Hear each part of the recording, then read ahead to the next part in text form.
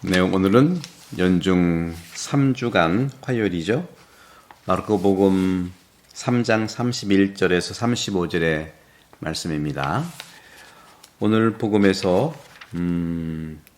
예수님의 어머니와 형제들이 왔는데 밖에 서서 사람들을 불러서 사람들을 보내서 예수님을 부른 거죠. 그분 둘레에는 군중이 앉아 있었고 사람들이 예수님께 이렇게 말했어요. 보십시오. 스승님의 어머님과 형제들과 누이들이 밖에서 스승님을 찾고 있다 하고죠. 그래서 예수님께서는 그들에게 반문하셨어요. 좀 성격이 까칠한 느낌도 있는데 누가 내 어머니고 내 형제들이냐 하고 되물었어요.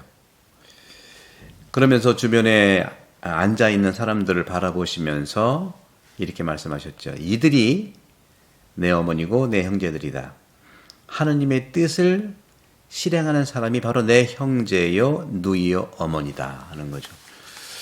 당연히 예수님이 혈육의 관계를 부정하는 건 결코 아닙니다. 피는 물보다 진하다는 말이 있지 않습니까? 그런 점에서 이런 생물학적인 생리적인 끈이 바로 피에 달린 거죠. 저도 이번에 4년 만에 한국에 와서 또 우리 가족들과 2박 3일을 본당에서도 있으면서도 말리포에 가서 이렇게 지냈는데 그냥 그 자체로 좋더라고요. 잘했다 못했다 이런 거 아니고 그냥 좋아요. 이런 것이 가족들이 아닐까 하는 생각을 해봅니다. 그런데 오늘 우리는 하느님의 뜻을 실행하는 사람이 바로 내 형제요 누이요 어머니다 하고 말씀하신 그 의미가 어떤 걸까? 하느님께서는 바로 말씀으로 창조하셨죠? 그죠? 말씀으로. 그런데 하느님이 입을 가지고 있지 않다면 어떻게 말씀으로 세상과 인간을 창조하도록 말할 수 있을까? 참 재밌잖아요. 이런 궁금증을 성 바실리오 성인께서 하신 거예요.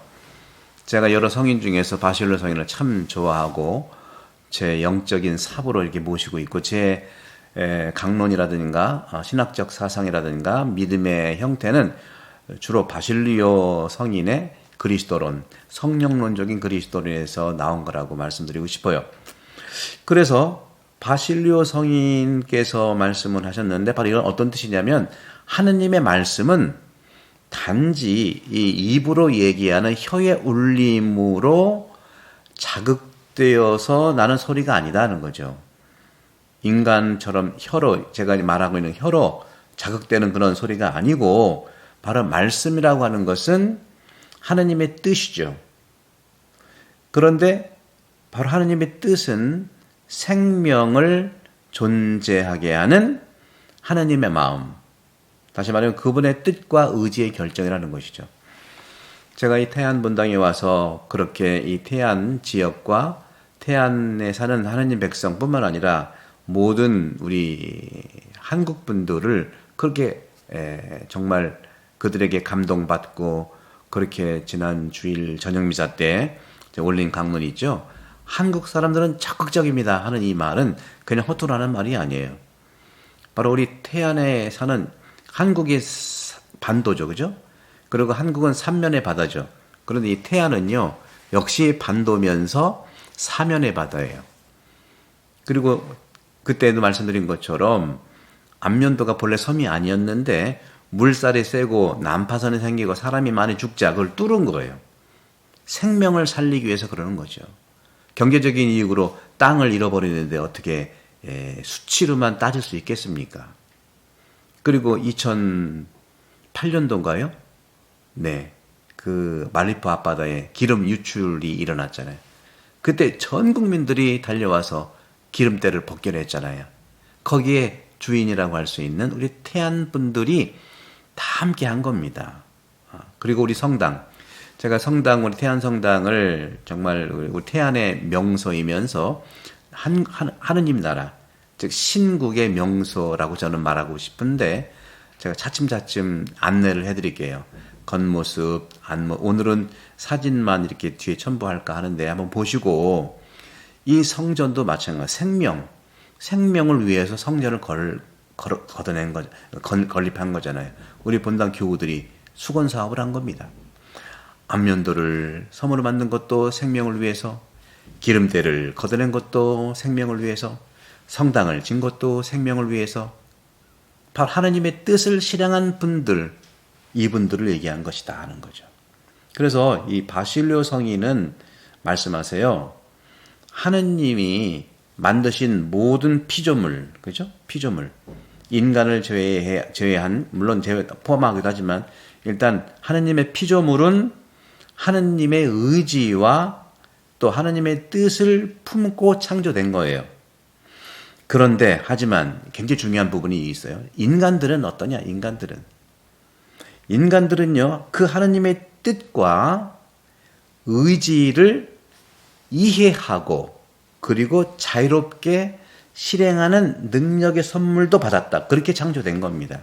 그래서 우리 한국 인간 존재들은 자유롭게 선택하는, 그 선악과 따먹어도 냅둔 게 아니라 자유를 존중하기 때문에 그런 것이죠. 하느님께서는 전지전능하시지만 인간을 통하지 않고서는 무능력합니다. 그만큼 인간을 너무 사랑하시는 거예요. 그런 점에서 하느님의 뜻을 실행하는 사람이 바로 예수님의 형제고 누이고 어머니다. 그러니까 결국 우리가 아들 예수님을 따르면 우리 역시 아버지와 자녀의 긴밀한 관계 안으로 들어간다는 것이죠. 예수님의 참 부모는 누구일까요? 부모라고 하는 것은요, 참으로 부모라고 하는 것은 부모의 사랑인데, 사랑으로 자라지 않았습니까? 부모의 사랑은 하느님이 우리를 사랑하는 그 사랑에 대한 반성이고 성찰이고 거울이에요. 부모님은 하느님의 사랑의 모습인 거죠. 여러분, 그 성화, 우리 그림을 보면은 성화가 왜 그렇게 중요하고 공경을 합니까? 딱 한 가지예요. 예수님을 기억하기 때문에 그렇습니다. 예수님을 기억하지 않는 성화는 성화가 아니죠. 우리의 사명도 역시 같은 겁니다. 예수님과 어떻게 연결되어 있는지를 살피는 것이 신앙생활이에요. 제자생활이고요. 주님은 우리를 통해서 당신의 사명을 완수하고자 하기 때문입니다. 말씀드린 것처럼 우리를 통하지 않고서는 무능력자가 바로 하느님이다.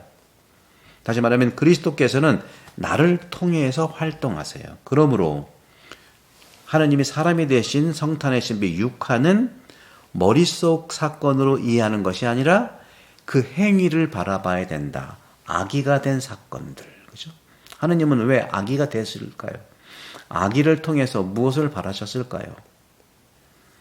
하느님께서 우리 인간 문명에 들어오셨듯이 그렇게 우리 그리스도인도 다른 문명 속으로 깊이 들어가는 것, 신자가 아닌 다른 사람들과 함께 한다는 것이죠. 그래서 제가 태안본당 지난 주일날 저녁미사 때 공지사항 때 복음하라 하는 것은 우리 하느님 백성 전체의 하느님 뜻을 살아가는 것이고 하느님이 우리를 통해서 움직이신다는 것이죠. 우리 사목위원들과 상의를 하겠습니다마는 구역장님들하고 복음화 사명에 특히 우리 태안 이 생명의 땅 그리고 하느님의 뜻이 이루어진 하느님 백성의 이 땅이 정말 복음화의 생명을 또 사랑을 살아가는데 지금까지 잘해오셨고 앞으로도 많은 그런 하느님이 움직이시는 거룩한 땅이 되기를 기도합니다.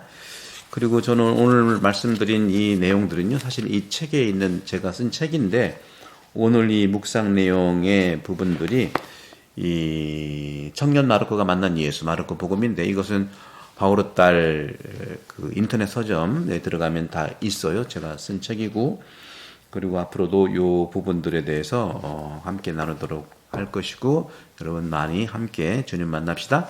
성부와 성자와 성령 여러분 강력합니다. 감사합니다.